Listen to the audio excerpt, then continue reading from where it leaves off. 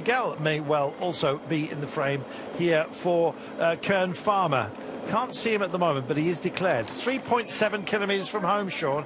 It's a question of thin pickings for the sprinters, but two great principals who are going to go head-to-head. Yes, well, we can see there that Wout van Aert is just in the slipstream of Caden Groves. We can see Stefan Kung is still there also. He's following Wout van Aert, and Skelmus is also there in the wheel. And there's a lot of riders trying to move up here, but this team of Caden Groves is keeping the pace really high as we go close to the 3 kilometres to go. It's going to be a difficult one for anybody to really push on before the sprint, because this is just going to ramp up more now as we get closer to the finish. And it looks like the two fast men that we talked about in this race in the very earlier, they are going to be the ones to fight it out. Will there be somebody that will be able to surprise them? Corbin Strong wants to be involved. I don't know if Reiterberg is there, but Strong is, I believe. So is Vatsek, the youngster from Lidl Trek, about to make a nuisance of himself, but clearly all respect is being given to Caden Groves and his team at the moment, with very due regard, and indeed not least by Wout van Aert, who's hoboing on their train for the time being. It's about to reveal itself, this one. 2.5 kilometres to go. There'll be a double left-hander coming up, high pace now. Here it is, this almost lazy left-hander. Actually, it just picks up ever so slightly. A few either. I don't think Baroncini's still here, surely, for UE Team Emirates, but you just never know. 2.1 kilometres to go, Robbie.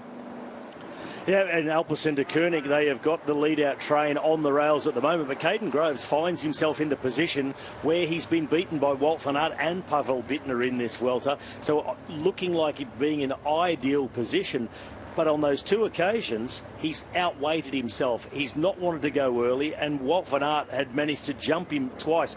Now, I'm just wondering if Pavel Bittner is actually still in this peloton as well, because his teammates are going to the front. Yep. He's just on the right-hand side now, coming up onto the wheel of Corbin Strong. So Bittner, also a stage winner, is here as well. So 4 fast men in this group still.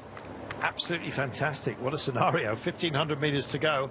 So Flamme Rouge beckoning, and indeed as we hit the Flamme Rouge, it'll be a roundabout. They'll go through a third of it, but essentially it is a left-hand turn.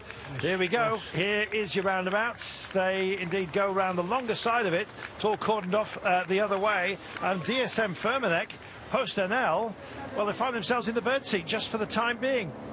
Here we are. It is the Flamme Rouge, and in fact yet another couple of twists and turns, but the big one comes with 500 metres to go. They seal themselves underneath here, and indeed it's time to pick up, and that is it Geary who's having a dig here from around the outside? Goodness me. Well, they want to have some part of it. Meanwhile, reassembling themselves, Alpecin Koenig, the green jersey, of course, on the back of Wout van Aert, just wrestles his way onto that wheel. And here's your 500 metres to go turn. Where's Wout van Aert? He's there in third place at the moment, but he's got some closing ground to do. And the man out in front of him is ultimately going to be Caden Groves once he gets the release here. Still going into this little dip into the belly of the dish, if you like, and then serving up.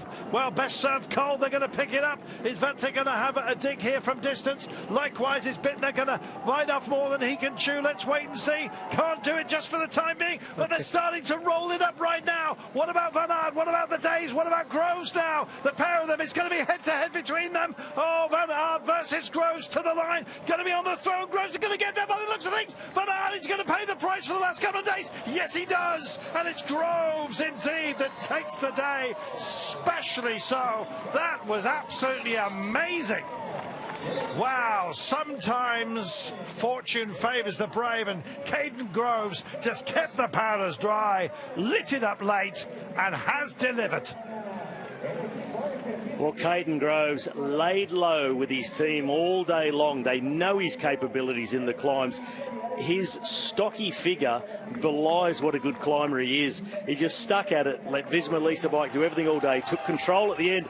And Wout van Aert looked to edge ahead in the run to the line briefly, and Groves, he just had another gear. He doubled down the effort, and the Aussie gets a second stage win.